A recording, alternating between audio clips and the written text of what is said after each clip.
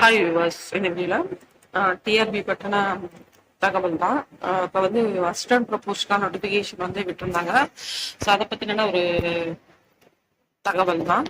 ஆக்சுவலாக வந்து பார்த்தீங்க அப்படின்னா 4000 காலிப்படங்களுக்கு வந்து விண்ணப்பம் வந்து விட்டுருக்காங்க. இதில் வந்து மிக முக்கியமாக வந்து பார்த்தீங்க அப்படின்னா எம்ஃபில் படித்தவங்க வந்து இதுக்கு வந்து கோரிக்கை வந்து வச்சிட்டு இருக்காங்க. அரசு கலைகளில் உதவி பணிகள் இருப்பதற்கு அறிவிப்பு வெளியே இருக்கும் நிலையில் 2009க்கு முன் எம்ஃபில் படித்தவர்களை தேர்வு எழுத தகுதிகளாக அறிவிக்க வேண்டும் என்ற கோரிக்கை இருந்துள்ளது.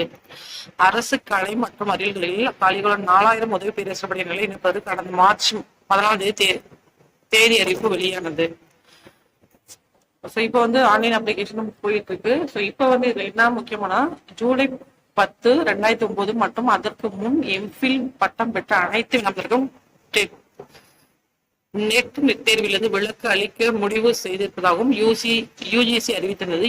இந்த சூழ்நிலையில் ஆசிரியர் தேர்வு வாரியம் ஜூலை 10, 2000 முன் எம்ஃபில் முடித்தவர்களை தேர்வு எழுத தகுதியுள்ளவர்களாக அனுமதிக்க வேண்டும்.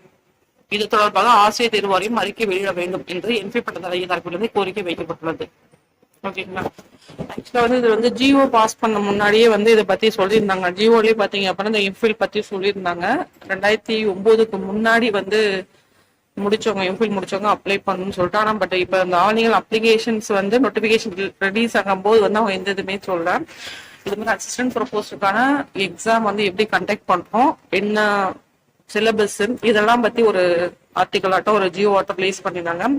அதுலயே வந்து பாத்தீங்கன்னா இந்த இது சொல்லியிருந்தாங்க. இந்த முக்கியமான பாயிண்ட் வந்து எம்ஃபில் முடிச்சவங்க, அதாவது 2009க்கு முன்னாடி முடிச்சவங்க வந்துட்டு இந்த எக்ஸாமுக்கு வந்து அப்ளை பண்ணலாம் அப்படின்னு சொல்லிட்டு. ஆனா பட் நோட்டிபிகேஷன்ல எந்த ஒரு தகவலுமே கொடுக்காதனால எம்ஃபில் முடித்த கேண்டிடேட் வந்து என்ன பண்ணிருக்காங்க அப்படின்னா இதற்கான கோரிக்கையை வந்து வச்சிருக்காங்க. ஸோ இது எந்த அளவுக்கு சாத்தியப்படும், இது என்ன பண்ணுவாங்க அப்படின்றது ஆசிரியர் தேர்வு வாரியமும் உயர்கல்வித்துறையும் என்ன முடிவு பண்றாங்க அப்படின்றது தெரியல. நிறைய கோரிக்கைகள் இதை பத்தின கோரிக்கைகள் வந்து வந்திருக்கு. சரிங்களா. ஸோ இந்த ஒரு தகவல் தேடி வைக்கணும். நன்றி, வணக்கம். தேங்க்ஸ் ஃபார் வாட்சிங்.